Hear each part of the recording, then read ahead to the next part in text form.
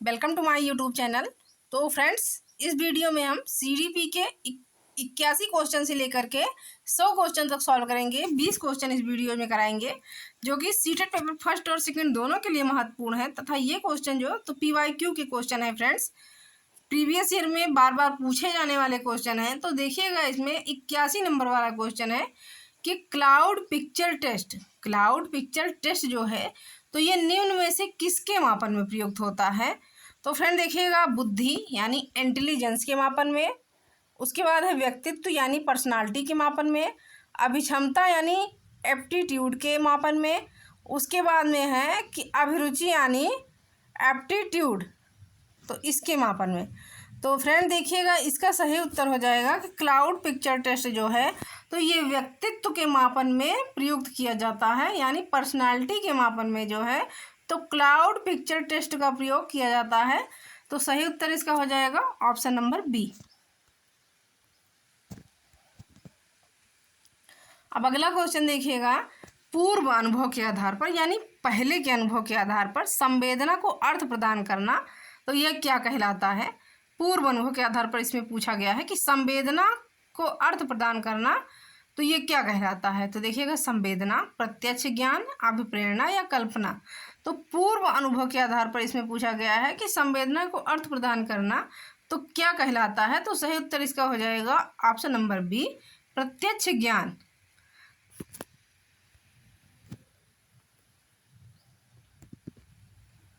अगला क्वेश्चन देखिएगा कि क्वेश्चन नंबर 83 है, प्रत्ययों का बनते रहना एक डॉट डॉट प्रक्रिया है। प्रत्ययों का बनते रहना तो क्या प्रक्रिया है। तो विषम, अनियमित, सामयिक या संचयी। तो प्रत्ययों का बनते रहना इसमें पूछा गया है, डॉट डॉट प्रक्रिया है।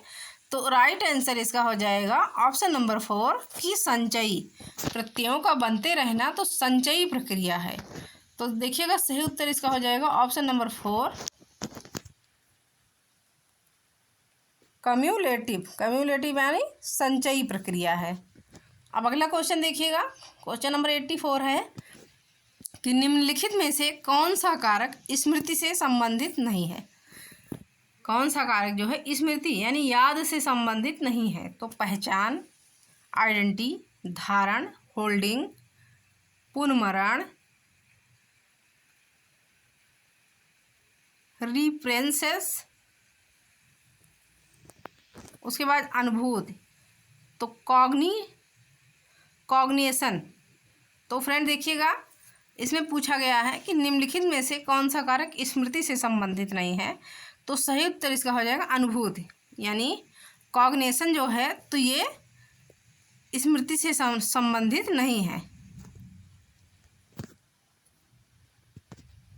अब अगला देखिएगा, अगला क्वेश्चन है 85 नंबर की, समस्या समाधान में लक्ष्य प्रवणता के संप्रत्यय को किसने प्रस्तावित किया था। तो समस्या समाधान में देखिएगा, लक्ष्य प्रवणता के संप्रत्यय को किसने प्रभावित किया था। हल ने, कैंडलर ने, कोहलर ने या ब्रेक ने। तो देखिएगा फ्रेंड्स, ये समस्या समाधान में लक्ष्य प्रवणता के संप्रत्यय को प्रस्तावित करने वाले हैं हल। तो सही उत्तर इसका हो जाएगा ऑप्शन नंबर फर्स्ट। अगला है, इनमें से सूक्ष्म शिक्षण की विचारधारणा से संबंधित नहीं है। तो सूक्ष्म शिक्षण की विचारधारणा से देखिएगा कौन संबंधित नहीं है। बुश नहीं है, डेविस ह्यूम नहीं है, या D.W. एलन नहीं है, या एचिसन नहीं है। तो सूक्ष्म शिक्षण की अवधारणा से, विचारधारा से तो डेविड ह्यूम जो है ये संबंध नहीं रखते हैं। तो सही उत्तर इसका हो जाएगा ऑप्शन नंबर सेकेंड। अगला क्वेश्चन देखिएगा, क्रेसमर ने व्यक्ति को निम्न में से किस प्रमुख प्रकार में वर्गीकृत किया है। क्रेसमस ने जो है तो व्यक्तियों को निम्न में से किस प्रमुख प्रकार में वर्गीकृत किया है यानी विभाजित किया है। तो देखिएगा, कृशकाय यानी दुर्बल, सुडोलकाय, गोलकाय, ये सभी। तो देखिएगा कि क्रेसमर ने व्यक्तियों को, इनमें से पूछा गया है कि निम्न में से किस प्रमुख प्रकारों में वर्गीकृत किया है या विभाजित किया है। तो कृशकाय यानी दुर्बल, सुडोलकाय, गोलकाय तथा ये सभी। तो इन सभी वर्गों में विभाजित किया है। तो सही उत्तर इसका हो जाएगा ऑप्शन नंबर 4।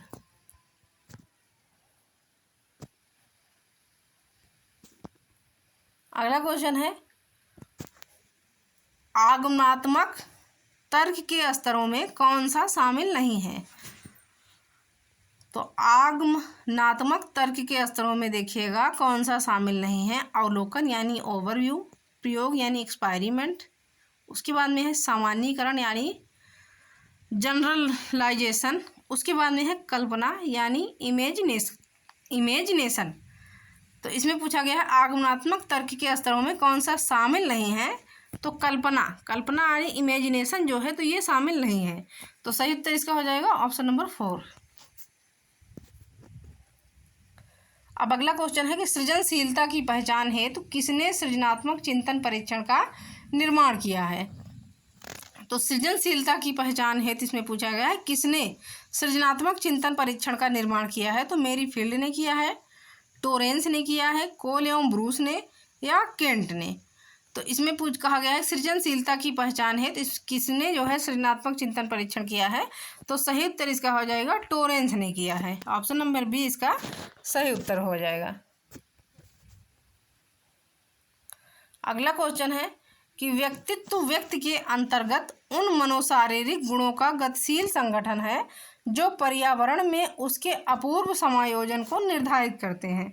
उक्त परिभाषा देने वाले हैं, यानी ये परिभाषा जो है तो किसने दिया है कि व्यक्तित्व जो है यानी पर्सनालिटी जो है तो व्यक्ति के अंतर्गत उनके मनोशारीरिक गुणों का गतिशील संगठन है जो पर्यावरण में उसके अपूर्व समायोजन को निर्धारित करते हैं। ये परिभाषा जो है तो देने वाले कौन है।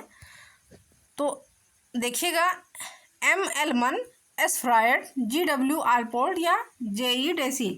तो सही उत्तर इसका हो जाएगा option number 3 G. W. Allport. अगला है कि शिक्षण के दौरान आवाज़ में उतार चढ़ाव उदाहरण है। तो शिक्षण के दौरान जो है आवाज़ में उतार चढ़ाव का उदाहरण उद्दीपन परिवर्तन है, उद्दीपन परिवर्तन कौशल है। उसके बाद बी है कि समापन कौशल है, या पुनर्बलन कौशल है, या प्रस्तावना कौशल है। तो शिक्षण के दौरान आवाज़ में उतार चढ़ाव का ये उदाहरण जो हो जाएगा तो सही उत्तर इसका हो जाएगा उद्दीपन परिवर्तन कौशल। ऑप्शन नंबर 1 इसका सही उत्तर हो जाएगा।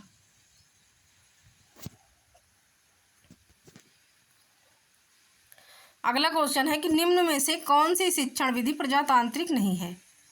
तो शिक्षण विधि जो है देखिएगा इनमें से प्रजातांत्रिक विधि कौन सी नहीं है। तो प्रोजेक्ट विधि, सामूहिक परिचर्या, व्याख्यान विधि या सहभागी विधि। तो देखिएगा इसका सही उत्तर हो जाएगा ऑप्शन नंबर 3 व्याख्यान विधि जो है तो ये प्रजातांत्रिक विधि जो है नहीं है।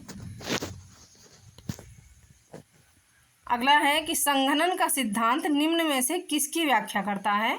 तो संघनन का सिद्धांत देखिएगा निम्न में से किसकी व्याख्या करता है, अधिगम का, स्मृति का, अभिप्रेरणा का या सृजनात्मकता का।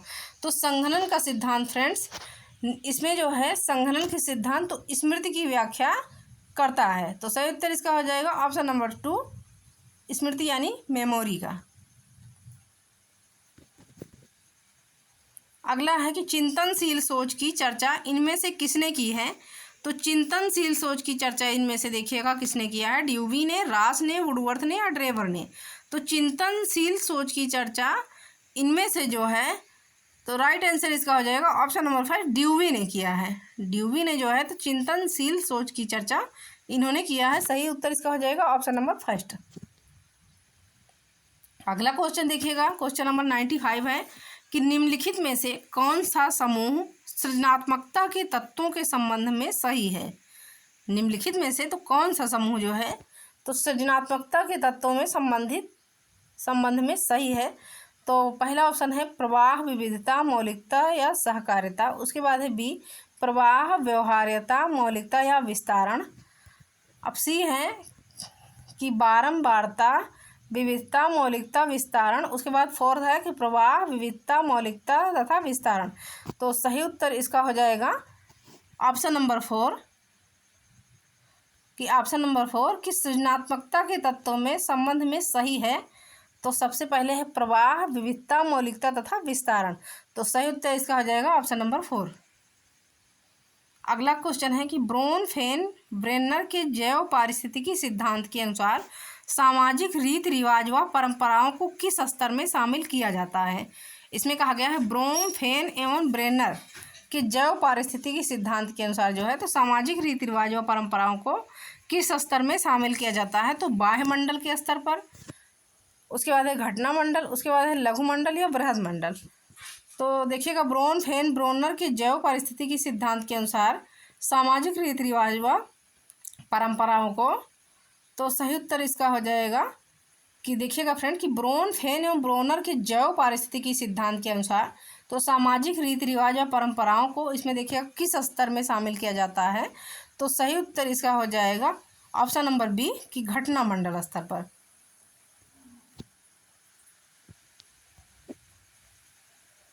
अब अगला क्वेश्चन है, क्वेश्चन नंबर 97 है कि डार्ट ने सामूहिक अचेतन का संप्रत्यय दिया है। तो देखिएगा किसने सामूहिक अचेतन का संप्रत्यय दिया है। तो युंग ने, फ्रायड ने, एडलर ने या सलीवन ने। तो सामूहिक अचेतन का संप्रत्यय जो, तो ये युंग ने दिया है। सही उत्तर इसका हो जाएगा ऑप्शन नंबर फर्स्ट। अगला है कि एक कक्षा कक्ष में विद्यार्थियों को कुछ नहीं बताया जाता।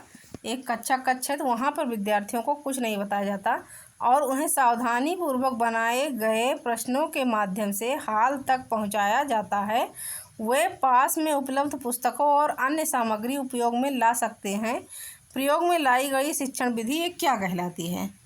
तो प्रयोगशाला विधि कहलाती है, ह्यूरिस्टिक विधि कहलाती है, समस्या समाधान विधि कहलाती है या प्रोजेक्ट विधि कहलाती है। तो ये विधि जो है तो ये ह्यूरिस्टिक विधि कहलाएगी, यानी ह्यूरिस्टिक मेथड कहलाएगी। तो सही उत्तर इसका हो जाएगा ऑप्शन नंबर बी।